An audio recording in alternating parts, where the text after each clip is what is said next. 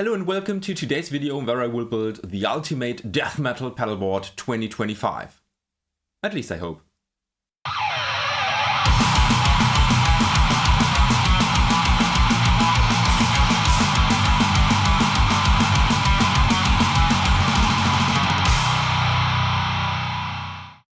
So first of all, a little disclaimer, this is my ultimate death metal pedalboard and hopefully yours, but if yours differs, that's okay. So it's mine. When I wanted to build this pedalboard, I had a few things in mind that I really wanted to achieve with this. First of all, no modelers. Second, as portable as possible. So the smaller it is, the better. Third, I want to have it all. I want to have a dedicated output with a cab simulation, and I want to have an output where I can go into a power amp. And it should also include a power amp, because I want to hook it up directly to a cab. The last thing, just use pedals that I already have. Sound-wise, I want to have a classic death metal tone, and I want to have an optional chainsaw boost, because then it's the most versatile. I can use it with HM2 bands, for instance Nightbearer, and I can use it with standard death metal bands, as with Burden of Grief, although we're melodic death metal. This pedalboard should technically work as a main rig, but it should also be a good portable backup rig. And then the search began. For the pedalboard, it was quite clear what I will use. I wanted to use the smallest that I know with a decent quality, so I chose the Pedal Train Nano.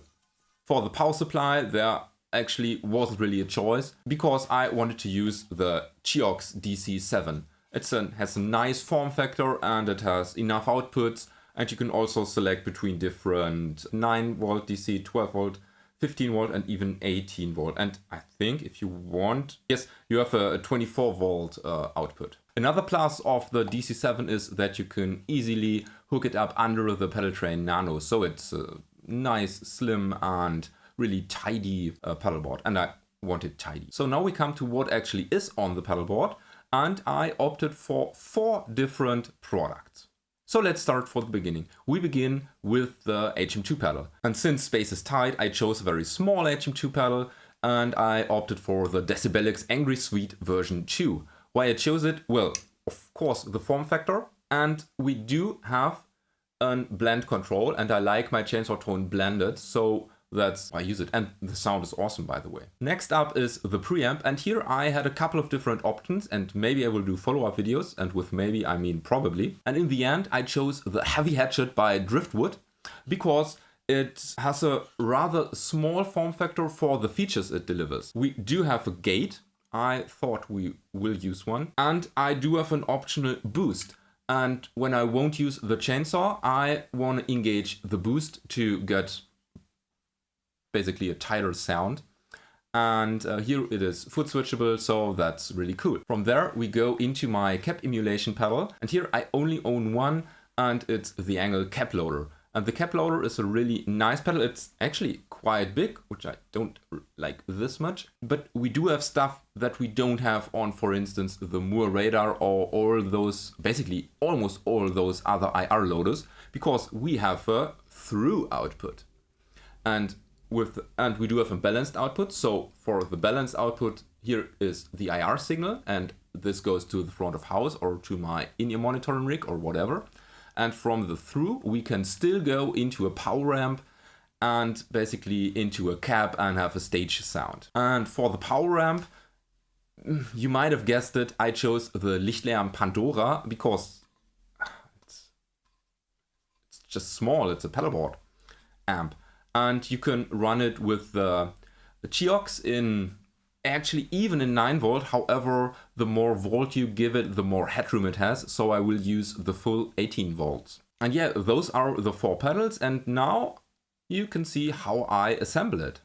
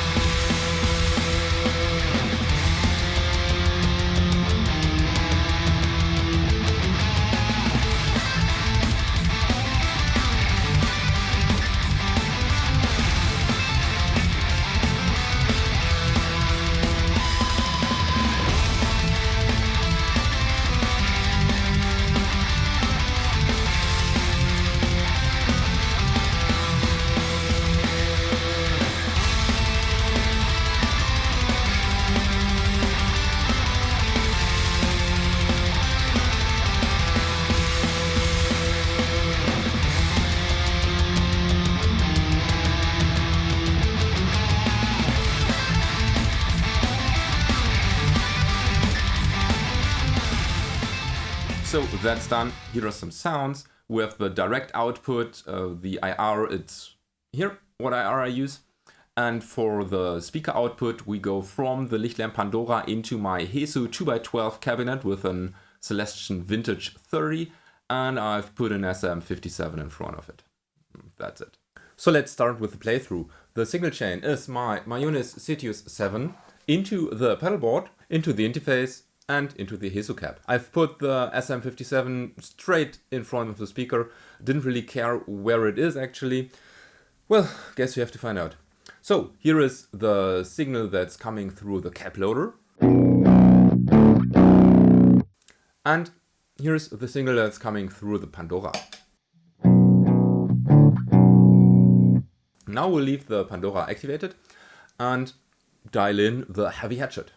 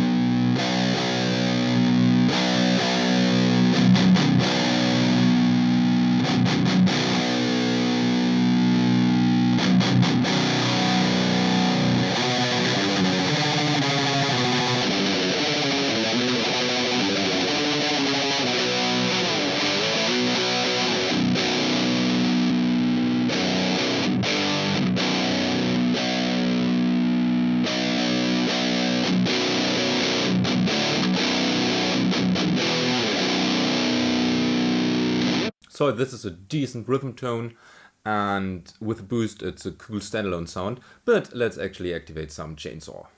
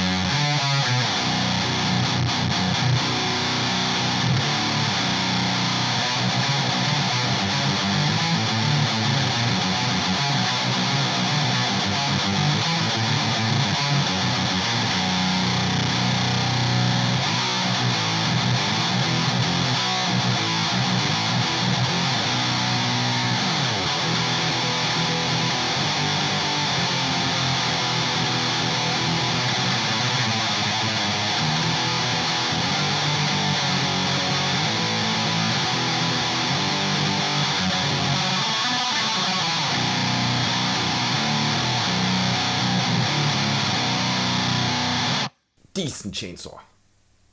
Now let's head back to the same settings, but chainsaw deactivated, boost activated.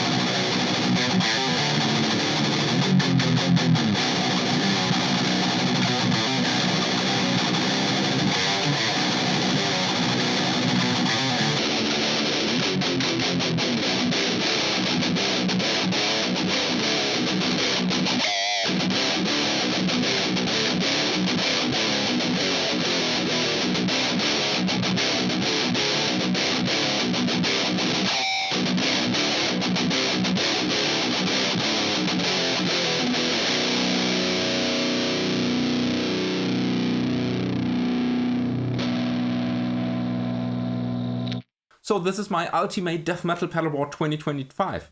And what do you think about it? Leave a comment down below and tell me what you would improve, what you would make different.